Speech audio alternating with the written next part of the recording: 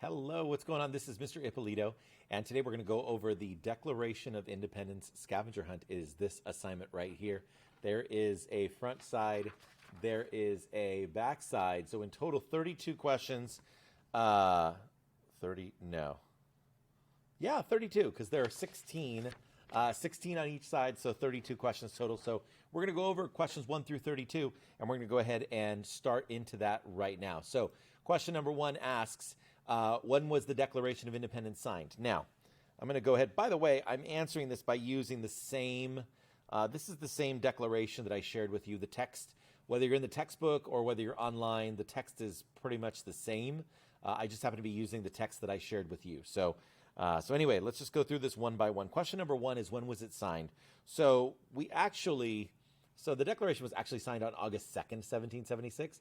But the reason why July 4th becomes the date that we say, in history is because this is the date when the Declaration was actually adopted, right? So when the Second Continental Congress, when those guys all voted to formally adopt the Declaration of Independence, and we're like, okay, we're doing this. We're actually declaring our independence from Great Britain. So the answer, I got this handout from another teacher. The answer that teacher wants, that you're supposed to put in the box, is July 4th, 1776. But it actually wasn't signed then. It was August 2nd. So you can put either one of those answers, and you would be perfectly fine to answer them either way.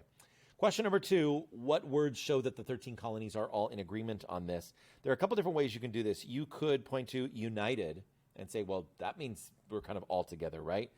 I think the more correct answer would be unanimous, right? That means that everybody all votes for it the same way, right? So they all voted in favor, 13-0, voting in favor of declaring independence and sending this to King George III. And so I think that is the more correct answer, but either united or unanimous, either way is fine.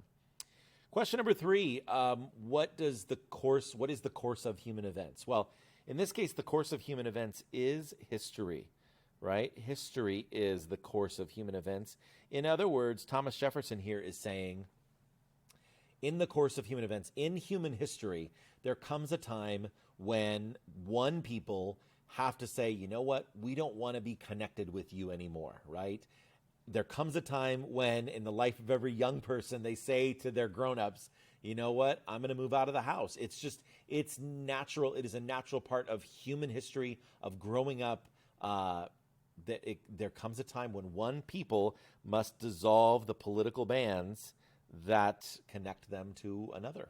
And so it's the course of history. That's what the course of human events is. All right, question number 4, what word does Jefferson use to mean obvious? And that word, or that hyphenated word, is self-evident. We hold these truths to be self-evident. And so then he's going to give a list of the truths that are supposed to be obvious. Like, everybody should know these truths, right? And then those truths are the first truth, that all men are created equal. That's the answer to number 5, because number 5 asks, what do all men have in common? That, if you're following along, just a reminder. So this is 1, 2, 3, 4, and then if you're following the arrow around, this is 5 right here. So what do all men have in common? All men are created equal. That's the first truth. The second truth, that they are endowed by their Creator with certain unalienable rights. And that is the answer to number 6 right there. Let me erase this, and I'll just kind of underline this and put number 6. Because 6 asks, what word does Jefferson use to describe rights from God that cannot be taken away? Unalienable or inalienable, depending on which text you're looking at. You could be either one, but they both mean the same thing. Unalienable means it cannot be separated from you. It cannot be taken away. So we hold these truths to be self-evident, that all men are created equal, number 1. Number 2, that they are endowed by their Creator with certain unalienable rights.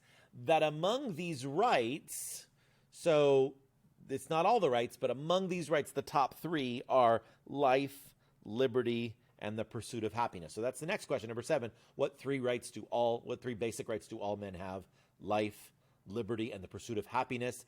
And it is the responsibility of government to protect those rights. That is why we create governments. That is number 8. It says, to secure these rights, Governments are instituted, again, this is me kind of getting a little overzealous here. To protect these rights, governments are instituted among men, deriving their just powers from the consent of the governed. In other words, we give permission. We give the government permission to rule us, right? So that's what should happen. Has it always happened? No. Let me show you my little medieval pyramid here. So this you should remember from 7th grade history. If you recall, at the top here is the king. And then below the king are the lords and nobles, and then kind of the middle class, the merchant class. And then below them at the very bottom are the serfs, right? The serfs and the peasants. Who gives, according to the theory of feudalism, who gives the king his power? Well, God gives the king his power. In other words, in feudal Europe, in medieval Europe, they all believed that the government got its power from God. And so you can't question the king, because if you question the king, if you question the government, you're questioning God. And how dare you question God? Well, this is Jefferson and Voltaire and Montesquieu and John Locke, all of these Enlightenment thinkers saying, you know what? No. That's not the way it works. That's not the way it works. It is not, as they would say in the French, under the system of monarchy, Dieu et mon droit, God and my right. In other words, God gives me the right to, I'm the king, God gives me the right to rule, and will give my son and my grandson and my great-grandson the right to rule after. No. In this new system, we the people, we decide, we give the government its power, not God, not any other outside force. It is the people that give the government its power. Okay. So governments are instituted among men, deriving their just powers from the consent of the governed. That's the answer to question number... Oh, whoops. This is number 9 right here. Who creates government? I think I'm going out of order. This is number 8. Sorry about that. That was number 8. And then number 9, deriving their just powers from the consent of the governed. Question number 9 asks where does government get its power? From the people, from the governed, right? That's number 9. And then number 10, when should government be changed or altered?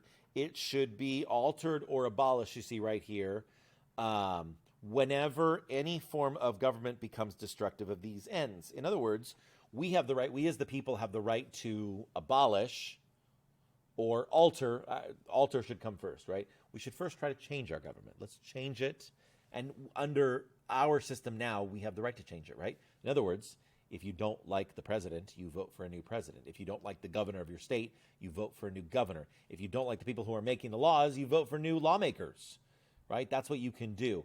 But back during this time, they did not, the American colonists, they did not have a vote. They could not vote for the people who were making their laws. They could vote for like local assemblies, colonial assemblies. They had some limited power, but they didn't have any power over taxation. They didn't have any power over the big stuff. And that's what they wanted. They wanted to be able to represent themselves when it came to the big stuff. So, number 9 is, let me just make sure that I'm getting my questions here correct. Consent to the governed. When should government be changed or altered? When government becomes destructive of these ends. In other words, when government stops protecting our rights. That's number 10. Number 11, what does Jefferson mean government should not be changed for light or transient causes? So right here, he's talking about light and transient causes. What this means is that we shouldn't try to overthrow the government. We should not have an insurrection just because we're having a hissy fit. I don't like what's going on. I don't like government. There was a decision made and I didn't like it. You shouldn't have a hissy fit. You shouldn't have a temper tantrum just because you don't get your way. That's what Jefferson's saying. So governments long established, look, this is it right here. Governments long established should not be changed for light and transient causes. You don't go throwing a rebellion, an insurrection, just for any old reason, light and transient causes. Instead, you only should do this. In other words, Jefferson's saying you should only do what we're doing when, and this is the answer to, consent of the governed. Did I get? Sorry, I'm getting ahead of myself here. he calls, this is number 12. He calls King George III a despotism, right? So essentially he's saying, when a long train of abuses and usurpations, pursuing invariably the same object, evinces a design to reduce them under absolute despotism. In other words, we don't just have an insurrection or a revolution or a rebellion just because we're having a little temper tantrum. We do it when a long train of abuses and usurpations, pursuing invariably the same object, evinces a design to reduce them under absolute despotism. In other words, the government is not responsive to the people. The people are voting and nothing is happening. Or the people are trying to use their voice, but they can't. Their freedom of speech is stifled. Their freedom of the press is stifled. And that is when you are allowed, when government is stifling your freedom of speech, when government is trampling on your rights, that's when you have the right to overthrow such government, right? Throw off such government, and to provide new guards for your future security. So, number 12, where does government gets it? No, number 12 was the despotism, sorry. Number 13, I'm getting my numbers confused here. Number 13, how does Jefferson show the colonies are not acting on impulse? So he just got finished saying you shouldn't just throw a temper tantrum, but he is saying that it has been the patient sufferance of these colonies. We have been patient, number 13. We have been patient. And such is now the necessity which constrains them to alter their former systems of government. We have been patient. There has been a long train of abuses and usurpations. And finally, repeated, there's number 14 right there, right? Number 14, what shows that their mistreatment has been ongoing. Repeated injuries and usurpations. We have been dealing with this for a long time. We have not been able to vote for our taxation. There have been multiple abuses of power, and therefore, this is why we're doing this, right? It is not for light and transient causes. Number 15, what was the king's object or goal? To establish an absolute tyranny over these states. That's number 15 right there. So Jefferson's just coming right out and saying it. The king is being a tyrant. He's being a tyrant. He's being a despot. He wants absolute control. He's only out for power. He's mad for power. And actually, sadly, King George III did actually suffer from mental illness. Historians believed he suffered from, I think it was schizophrenia, among other things. He did suffer from mental illness. He was not in a good way. But this also speaks to the issue of hereditary government, right? This also speaks to the issue of you shouldn't just be qualified to be the leader of a country just because your dad was the leader of the country, right? You should be the leader because you're the most qualified and because people chose you to lead. Well, there's no democracy when it comes to choosing a king or queen. So that was number 15, was an absolute tyranny. And then finally, number 16, this is the very, very end of the second paragraph, right? So we have, this is the first paragraph. This is the introductory paragraph right here. And then this is the second paragraph, probably the one that I've spent the most time on, obviously. The most important paragraph in all of the Declaration of Independence, in my opinion. The scavenger hunt says, what does Jefferson do to prove his point?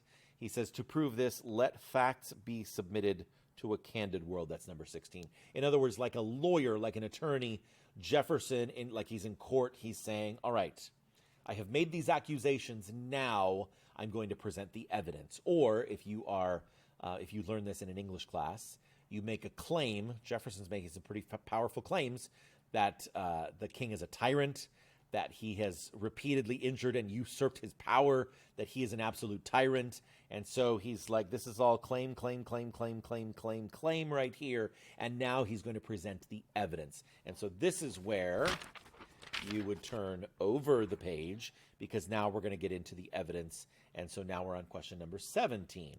What has the king refused to follow that were necessary for the public good? He has refused his assent to laws. In other words, there are laws already on the books that protect people's rights. The king has been ignoring those laws, so he refuses his assent to laws. So he's rejecting laws. That's number 17.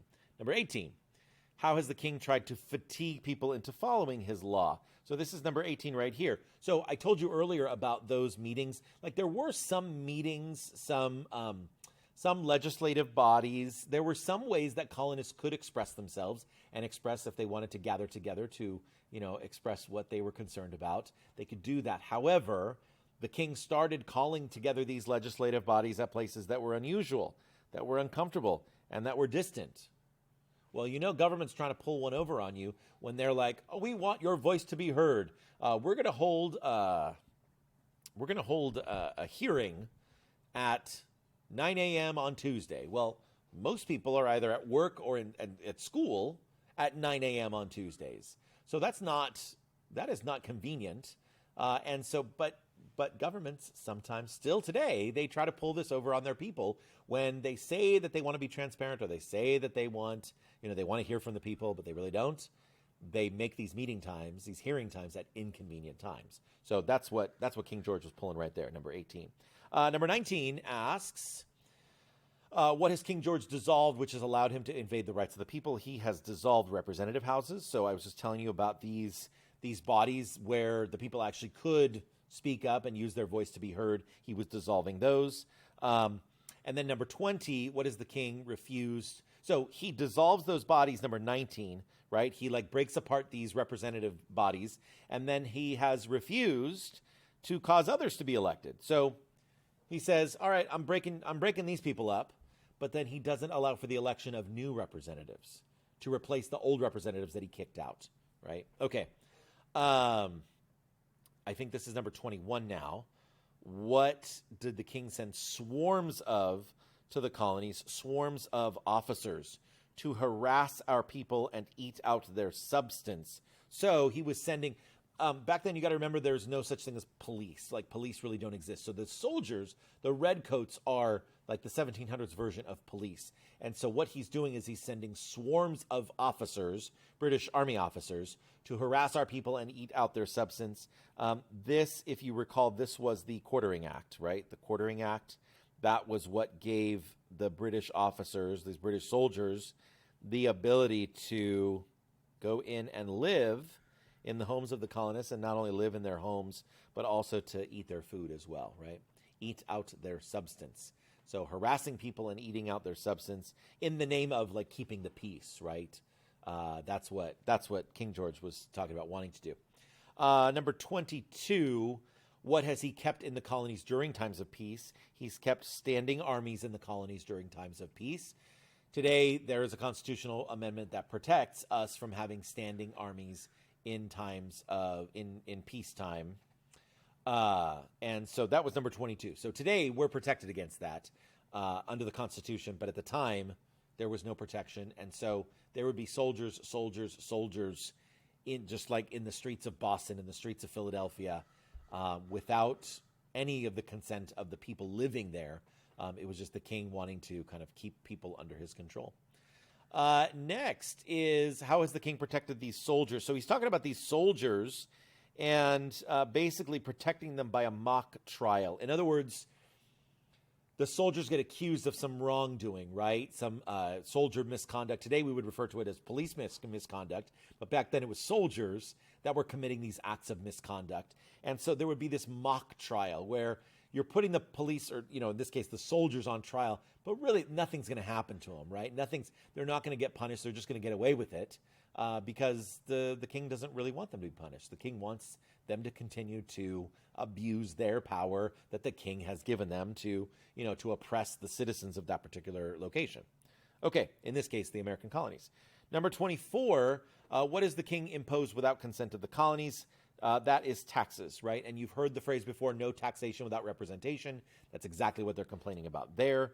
Number 25, let's make sure I am. Oh, here we go. Number 25, what has been deprived from colonists on many occasions, and that is trial by jury. So again, this is another thing that is so sacred to us as Americans. We protect our trial by jury, and we want to continue to have jury service and a jury of your peers. But depriving the citizens, the Americans, in many cases, of trial by jury. So instead, you would just get a trial by a judge instead of a jury of your peers. All right, number 26, what else has he done? What has he done to the seas and the coasts and the towns? He has plundered our seas, he's ravaged our coasts, burnt our towns, and destroyed the lives of our people. So talking primarily about the military incursions along the coast, right? In Boston and I think in Charleston, these other coastal towns where both the British Army and Navy had taken advantage of the Americans. And then who is being sent to complete works of death and desolation? So the king is sending armies of foreign mercenaries. So this was interesting because there were not enough British soldiers to send to like protect, keep the peace, maintain order in the American colonies. King George III started hiring German mercenaries called Hessians, Hessins. The Hessians were from a German state called Hesse. And so he hired these mercenaries, these are soldiers who don't care about, they don't speak the language. They don't really care about the people necessarily. They're just in it for a paycheck. So that's what these Hessians, these foreign mercenaries, that's what they were being sent. They were being hired by King George III to complete the works of death, desolation, and tyranny, says Thomas Jefferson. All right, next is how have the colonies sought to oppose these oppressions? So they have tried by petitioning for redress, which basically means it's your right to petition. This is why this is in the First Amendment, because we have tried petitioning, but the king hasn't heard us, right? Or he's gotten angry because we've been petitioning. So that's what number 28 is. We have petitioned in the most humble terms, but our repeated petitions have been answered only by repeated injury. So in other words, he's not listening to us. Instead, he's just continuing to punish us. Number 29, how do the actions of the king define him, and what is he unfit to be? This is perhaps this is really kind of more claim than evidence, right? Where Thomas Jefferson is just coming out swinging, and in no uncertain terms is saying King George III is a tyrant, and he is unfit to be the ruler of a free people. So that's #shots fired, right? Like he's laying it all out there. Okay. Number 30, when will the colonies regard Great Britain as enemies or as friends? So here we go right here. And Jefferson is saying, you know what? As long as you are making war against us, as long as you're fighting us, as long as you're killing your own people, essentially, we will be enemies. But once you stop, if you just send the troops home, we'll be friends again. We have a common heritage. We have a common history. We have a common language. We want to be friends. So just leave, Britain. Just leave and leave us alone and let us have our independence, and we'll be friends again. And sure enough, after the British soldiers left, after the surrender at Yorktown in 1781, and then there was a peace treaty in 1783, we were buds again, and we were trading partners. We were each other's number one trading partner. We have a lot in common with Britain, but Britain was, for a while they wanted to not allow us to have our independence. That was number 30. Number 31, right here. What does Jefferson declare the 13 colonies are and of right ought to be? They are and of right ought to be free and independent states. So now this is Jefferson in the concluding paragraph here, right? This is the conclusion. And so this is when he's wrapping it all up here. These united colonies are and of right ought to be free and independent states. So he's this is the conclusion. He's wrapping it up, and he's saying this is what we're willing to do. And this is the answer to question number 32. How do the colonists show their commitment to the Declaration at the end? We pledge to each other our lives, our fortunes, and our sacred honor. That's number 32. And I'm going to close this by quoting from Benjamin Franklin, because Benjamin Franklin, as they are signing the Declaration of Independence, Benjamin Franklin says this: "Certainly we must all hang together, or we will all hang separately." Right? Certainly we must all hang together, or we shall all hang separately.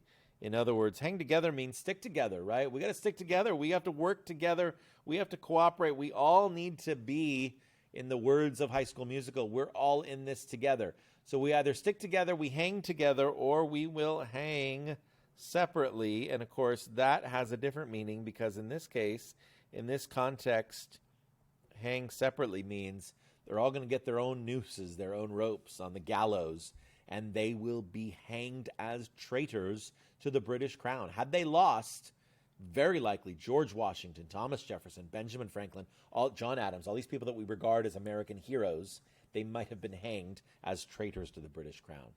So we must all hang together, or most assuredly, we will all hang separately. Number 32. All right. That's it for now, and I hope that was helpful, and good luck. Thanks so much for listening, and have a great day. Take care. Bye-bye.